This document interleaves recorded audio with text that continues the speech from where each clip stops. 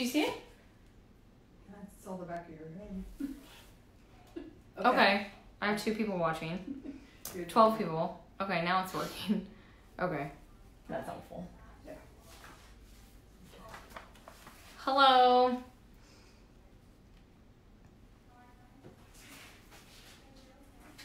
I'm just waiting for a few more people to hop on. I think it took a minute for it to connect or something. Just so that I can be sure, will you comment if you can hear me? Just because I know hearing was an issue the other day, to the volume, the sound.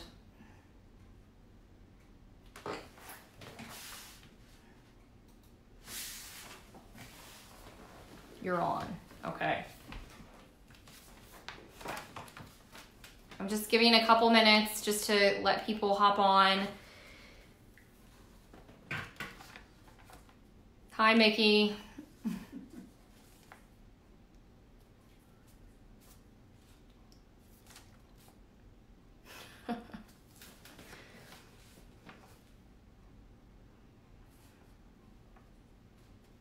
Okay, so we're at about 200 people watching right now, so I'll go ahead and get started. I really need to keep it to 15 minutes today because we have board meeting tonight. So first I wanted to just let you know that the captions will be on after this, after we upload it and it's on the timeline. So the captions will be on then. And I'll go through here in a second and answer some of your questions that are coming in. So first off, I just want to tell you that we do have 3 positives still, no additional cases at this time, so 3 total in the county. You can see the breakdown of those on our website under COVID-19 updates. I've had a lot of questions about pending tests and negative tests, and I know we've discussed that on the last live, but I just wanted to make sure that it makes sense and that it's clear. So right now that we know of, we have 18 tests pending between state public health lab and private labs. They are not required to notify us when they send out a test on a private lab. So we might not know if a doctor tests someone by private lab. So that's like through Quest or LabCorp or other labs that are coming available to test. But so we do have 18 tests pending right now. We have 20 that are negative. So those are ones that have come back since we first started testing in Missouri, since the first test went out in St. Francis County. We've had 20 total negative, again, that we know of. It is only required by law that the doctors and hospitals and people who are testing submit positive results on COVID-19 and other mandated reportable illnesses. However, the state has issued a waiver to require doctors to give the negatives to the state, not the local health department, to the state. So again, we should see data on that in the next few weeks. I've had questions about the Bon Terre wedding. How many do we know who have been tested associated with that? There are 6 pending tests that we know of right now that were contacts at that wedding to the 2 people who visited the wedding from out of state. I want to reiterate that at the time when they were there, they were not known to be COVID positive. They were tested after they had attended the wedding. And again, these people are from out of state. So I want to reiterate that. And I want to encourage people to please not threaten this family or people that attended this wedding. Those types of things are going to discourage people from coming forward to get testing. So, we want to exercise kindness and compassion at this time. Taste and smell, the loss of taste and the ability to smell during a positive COVID patient. We have heard this, I've read it in the news. However, the CDC and the World Health Organization has not updated their symptom list. I will say that our cases have not reported that, but I know other counties, their cases have reported that. But that's not something that's on the CDC and World Health Organization list at this time. I just want to talk a little bit about, I've had lots of questions and requests to, issue a stay-at-home order. This is not something that can only come from one person. These are things that need to be a collaborative effort between the health department, the St. Francis County Board of Health. We are governed by a Board of Health, and other county entities such as County Commission. These are things that we've discussed. We've looked at other counties' orders to evaluate those for reference. And at this time, nothing has been issued. I am going to be discussing this with the Board of Health tonight at 4 p.m. But there's a lot to think about when issuing that. It's important to know that stay-at-home orders they don't mandate every single person to stay home. There's a lot of businesses that would be exempt under that as essential services. So it's important to know that that's not exactly how it would work, that every single person has to stay home. I would encourage you to take a look at, Jefferson County's order, other counties from around their orders, but I think more to come on that, but we are looking at that. Okay, so I'm going to try to scroll back through and answer some questions that are coming through.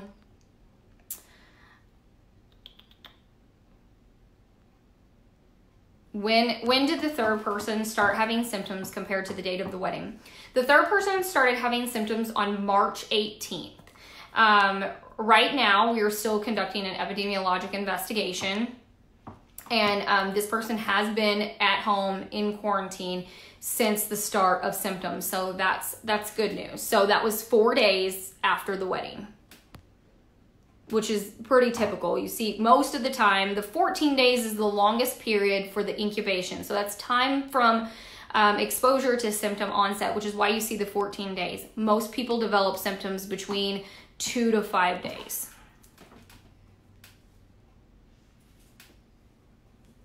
If your child gets sick, will they have to go to the hospital by themselves? I wouldn't think so. If your child gets sick, if they're a minor, they need to have someone go with them. They may ask you to sit outside the room depending on what the age of your child is.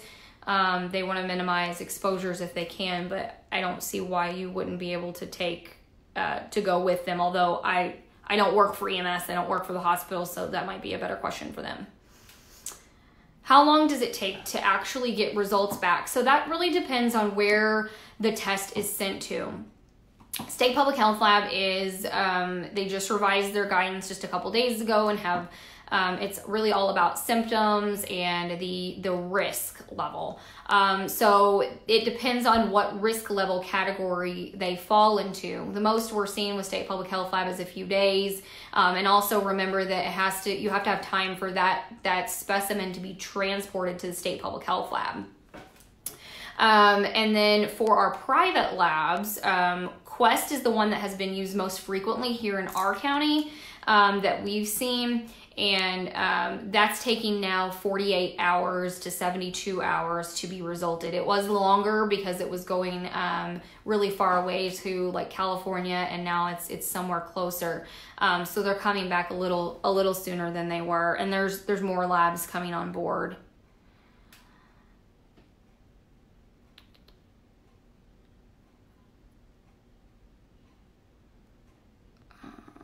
Just scrolling through. Any news when school will be back before end of school year?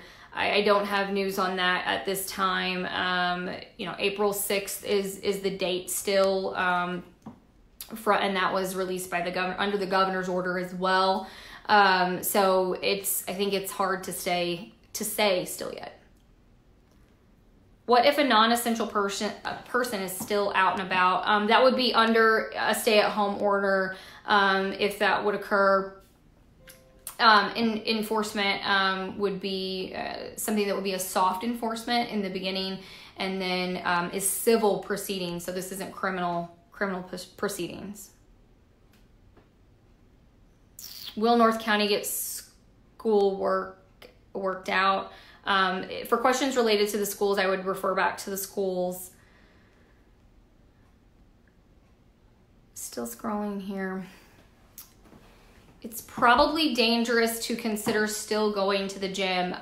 Gyms are still open, I would say at minimum, we need to continue practicing social distancing. I realize that might be hard in a gym, but we need to continue practicing 6 foot distance between you and another individual, and then good hygienic practices. So making sure that you're cleaning the equipment, that type of thing.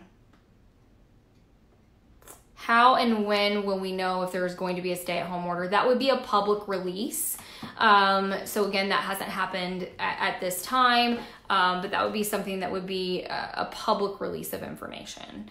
So that would be on our Facebook, would probably be something that, County Commission might release out on theirs if that's how it works. There's a lot of moving pieces here, but certainly Daily Journal, local media, our website. Okay, I'm gonna give myself 3 more minutes, and then I've got to go get ready for a board meeting. Will the health department will the health department issue letters verifying essential employees that should stay home? Should a stay-at-home order be issued in the future? It seems like in other counties, it's actually the employer who issues that, because the employer decides, even if we say, okay, this radio and media, for example, they're considered essential. That entity has to decide who it is, the employees in that entity who are considered essential. So what we're seeing in other counties is that most often that's the employer that issues those documents if that's needed. Is it possible to have COVID-19 without a fever? 98% of the cases of COVID-19 have had a fever of 100.4 or more. So that's really strong evidence that typically, almost all of the time, you're going to have a fever. What is your opinion on pregnancy and the virus? Higher risk, I'm 28 weeks and so paranoid, working still. That's something that you need to discuss with your OBGYN. I think there's been a lot of different opinions on that. CDC also has some good guidance. I'll post that on our website after we're done. But that's something that really needs to be discussed with your OB doctor, because they do have varying opinions, and we found that out in our own agency as well. Can we know what county the 2 people work in? That's not something that we need to release, because the people have been contacted who were in close contact with those people. So we want to make sure to maintain privacy of these individuals. Okay, 1 more minute. Is it safe for kids at daycare with social distancing? Not as easy for kids. Yeah, so this was asked to me by my own daycare, because I think, being realistic, it's very difficult to keep kids at a 6 foot distance. I think the most important thing right now at the daycare level, and I know we've had lots of questions and I talked about it last live, daycare is considered an essential service, critical infrastructure, because we need medical personnel, law enforcement, first responders, and other critical infrastructure employees to be able to report to work, and they do need childcare. So that's one of the reasons daycares are still open. But it's imperative that daycares monitor for illness, and if kids are sick, that they don't allow them to come to daycare. And that's with anything, even outside of COVID-19. Okay, I'm gonna do 1 more question. I'm scrolling through. Can a person get COVID-19 more than once? I put that out. I'm sorry, my eye's itching. I'll wash my hands after this. It's burning. I put that on our website because that was a question last time, but there's not good scientific information right now to say if reinfection is possible. So there's just not good scientific evidence to answer that right now. So I'll go through the rest of these comments and try to get some information up on our website probably tomorrow, because I have board meeting tonight. But to answer some of the questions that are coming through, I will also make a post. I know we're getting lots of questions on our Facebook and in our messaging on our Facebook. However, we do not have a social media person, and so nobody is manning this all day long. So I really need, if you have comments, questions, complaints, please call the health center. I know our phones have been down, and our phone company is working on that. But if you can please call the health center at 573-431-1947. Our environmental health department is taking all those complaints and discussing with the nurses and getting answers for folks. I also just want to shout out my staff. I know that you see my face, you hear maybe my name in the paper, but nothing's possible without every person in this building, and we are all working around the clock to respond to this, and we take this very seriously. So definitely want to give them a shout out because they're doing an amazing job and everything that they can. And then I just want to reiterate, to follow the recommendations that have already been put out. So no, it's not an official mandated order, but there's plenty of recommendations that have already been put out by the White House Coronavirus Task Force. That is the 15 days to slow the spread of this illness. And it does focus heavily on social distancing. So staying home when you're sick, staying 6 foot away from other people. That does not include family members, and that's in the current order under the governor. Avoiding large social gatherings. Older people staying home and staying away from large crowds. People with other medical conditions, same thing, staying away from people. It is known that COVID-19 can be transmitted when people are asymptomatic, and so you can imagine how difficult it is to separate sick people from healthy people. But certainly people who are experiencing symptoms, fever, those things are signs that somebody is infectious. So we really need to do our due diligence in staying home when you're sick. The health center does not have a medical provider on staff. We are getting asked a lot about what do I do if I have these symptoms. If you have fever greater than 100.4, a dry cough, you need to contact your healthcare provider, and they will do some triage with you over the phone and decide whether or not they will be testing. A shortness of breath and other emergency symptoms really need to seek emergency care. But please call before you go or alert EMS that you're having these types of symptoms. We want to minimize exposure to anyone and everyone, but certainly our first responders and our healthcare providers. I really appreciate you guys being on here. And again, when this is over, we'll upload it. We'll turn the captions on so you'll be able to see that. And then I'll make a couple other posts on our page with some other important information. That way that can be right there at the top for you. Again, please reach out to the health center if you have questions, concerns, complaints via phone. Thank you so much. Bye.